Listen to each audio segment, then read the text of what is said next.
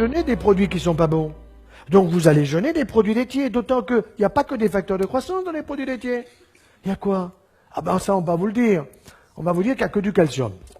C'est un produit blanc, donc il y a du calcium, et quand vous allez tous finir en poussière, il faut absolument que vous en preniez, de toute façon vous finirez en poussière.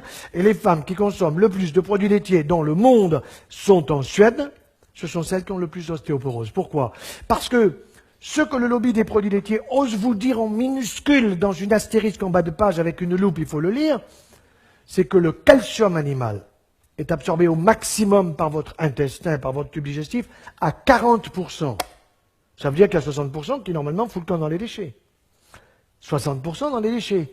Par contre, on ne vous dit pas que le calcium végétal, celui que vous avez dans une pomme, dans une poire, dans des légumes, dans des légumineuses, dans des amandes, des noisettes, tout cela, tout ce qui est végétal, c'est 75% de l'absorption. Attention, si vous mastiquez bien.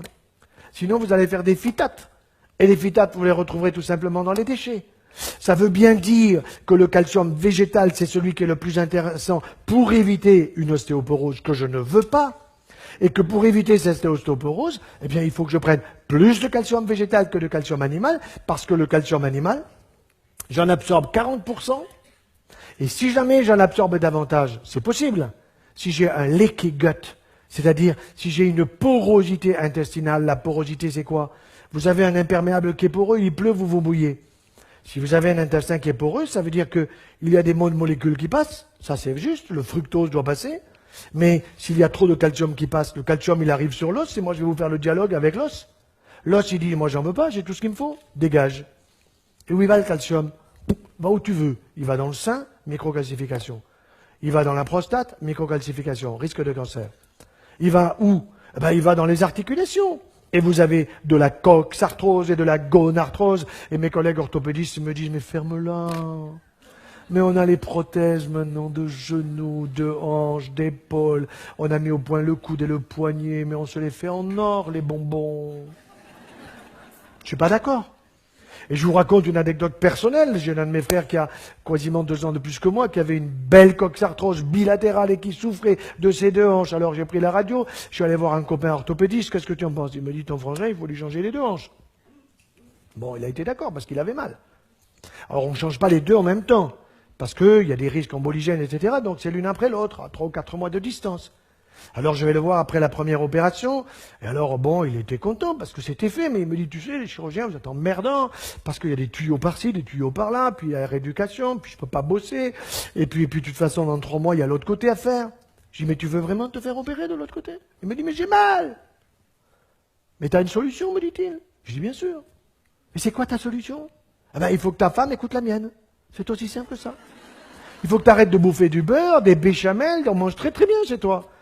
Mais c'est la cata. Tu manges beaucoup trop de pain. Ah, mais je me régale avec le pain. Ah ben oui, tu te régales, je suis d'accord que tu te régales parce qu'il est fait pour que tu te régales. Mais il t'esquinte la santé. 1, tu as du surpoids. 2, tu manges trop de produits laitiers. 3, tu manges trop de viande rouge. Et pourtant, un bon poisson, des fruits de mer, de la viande blanche. Bien sûr qu'un charolais, c'est bon 1 fois par semaine, mais pas tous les jours. Ah, mais le soir, ils vous disent, les gens, je mange pas. 3 tranches de jambon. D'accord. Bon. Bien sûr. Alors, eh ben, ça fait 6 ans qu'il a été opéré de sa hanche droite, et il ne s'est pas fait opérer de la hanche gauche. Et quand vous faites la radio, c'est toujours la même hanche, elle n'a pas changé. Seulement, qu'est-ce qui s'est passé? La suppression des produits laitiers, le changement des habitudes alimentaires ont fait que, tout simplement, il n'a plus la douleur. Pourquoi? Parce que tout ce que vous consommez en produits laitiers, avec le yaya, le yaourt que je prescris la veille du départ dans l'au-delà. Vous connaissez Actimerde? Ça vous dit quelque chose? Bon. Arrosez vos salades d'huile d'olive, mangez mieux et meilleur. Je ne suis pas pour un régime. Parce que quand vous donnez régime à quelqu'un, il vous dit ceinture, il m'a empêché de manger ceci, de manger cela. Non. Miam, miam, miam. Mangez mieux et meilleur. Laissez tomber les produits laitiers de vache. Il faut que la vache soit sacrée, sauf si vous l'avez dans le jardin. Ça, c'est pas impossible. Mais si vous ne l'avez pas dans le jardin, laissez-la au supermarché. Croyez-moi, vous serez observé et à ce moment-là, tout le monde comprendra, je parle des publicitaires, que ce qu'il faut, c'est une publicité de qualité et pas une publicité bidon qui consiste à nous utiliser, à nous exploiter parce que nous sommes beaucoup moins cons qui ne le pensent.